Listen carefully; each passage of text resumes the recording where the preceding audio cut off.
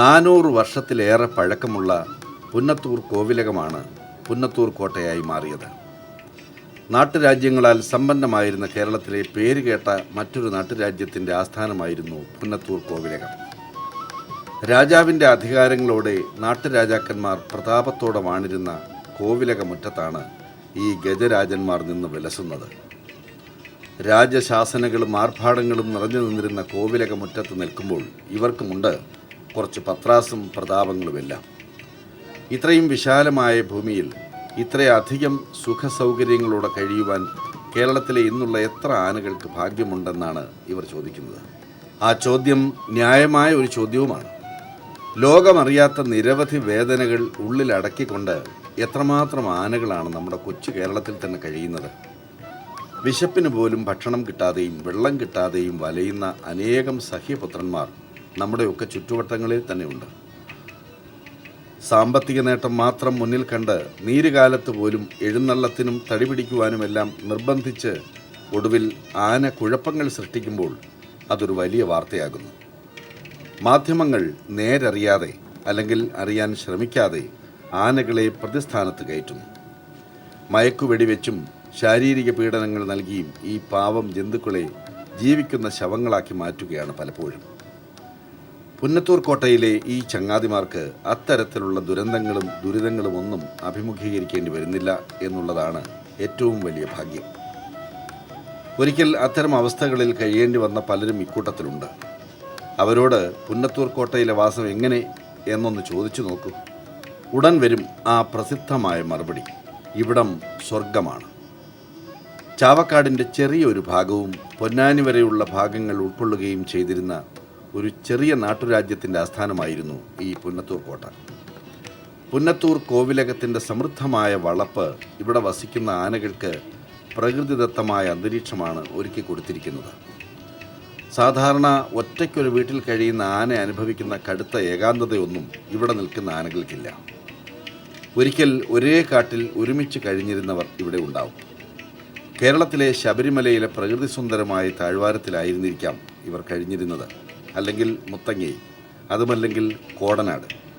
കേരളം ഒരിക്കൽ പോലും സ്വപ്നം കണ്ടിട്ടില്ലാത്ത ബീഹാറികളും ആസാമീസുകാരും അരുണാചൽ സ്വദേശികളുമെല്ലാം പരസ്പരം വീണ്ടും ഇങ്ങനെ കാണുമ്പോൾ അവർ എന്താകും പറയുക? എന്താകും പരസ്പരം ചോദിക്കുക? ഇവർ ഒരു പക്ഷേ പലതും ചോദിച്ചിട്ടുണ്ടാകും, പറഞ്ഞിട്ടുണ്ടാകും. ചട്ടവും മുറയുമായെല്ലാം നിൽക്കുന്ന പാപ്പാന്മാർക്ക് അതൊരിക്കലും മനസ്സിലാകണമെന്നില്ല, മനസ്സിലാവുകയുമില്ല. കണ്ണുകൾ കൊണ്ട് അവർ ഇങ്ങനെ ഒത്തിരി സംസാരിക്കും. എടാ നീയും എന്ന് ചോദിക്കുന്ന ഒരച്ഛൻ അല്ലെങ്കിൽ അമ്മ, കളിക്കൂട്ടുകാരൻ, കൂട്ടുകാരി അല്ലെങ്കിൽ കടുത്ത പ്രതിയോഗി ഇവർക്കിടയിലുണ്ടാകാം. ഒരു അപ്രതീക്ഷിത പുനഃസമാഗമം. അതെ, ഇവരുടെ കണ്ണുകൾ നിറഞ്ഞൊഴുകുന്നത് എത്രയോ പേർ കണ്ടിട്ടുണ്ടാവും. ആ ഹൃദയം തുളുമ്പുന്ന വർത്തമാനങ്ങൾ എത്ര പേർ കേട്ടിട്ടുണ്ടാവും. വിദേശികളും സ്വദേശികളുമായ നിരവധി പേർ ദിവസവും എത്തുന്ന പുന്നത്തൂർ കോട്ടയിൽ ഇപ്പോൾ 63 ആനകളാണ് ഗുരുവായൂരപ്പൻ്റെ സ്നേഹഭാജനങ്ങളായിട്ടുള്ളത്. ആനപ്രേമികളുടെ മനസ്സ് കുളിർപ്പിക്കുന്ന തരത്തിലുള്ള അനവധി ഗജകേസരികൾ. ഇവരെല്ലാം ഇവിടെ ഇങ്ങനെ തുമ്പിയും ചെവിയും ഇളക്കി നിൽക്കുന്നു. കടൽ പോലെ ഒരിക്കലും മടുപ്പിക്കാത്ത ആനകളുടെ സൗന്ദര്യം മനം നിറയെ ആസ്വദിക്കുവാൻ വരുന്നവരെ ഇവർ നിരാശരാക്കുന്നില്ല. മുന്നിൽ വന്ന് നിൽക്കുന്നവരോട് ഗുഡ് മോർണിംഗും ഹലോയും ഹായിയും എല്ലാം പറഞ്ഞ് ഇവർ കയ്യിലെടുക്കും. ദേശമോ ഭാഷയോ രൂപമോ ഒന്നും അതിന് തടസ്സമാകുന്നില്ല. ഫ്രാൻസിൽ നിന്ന് പോരുമ്പോൾ ഒരു ലോറി പനമ്പട്ട കൂടി ഞങ്ങൾക്കായി കൊണ്ടുപോരാത്തതെന്താ എന്ന് ചോദിക്കുവാൻ യാതൊരു മടിയും ഇവർക്കില്ല. It's a nice place. Good trip in India. A lot of temples with elephants. Very happy to see all the elephants. Thank you very much.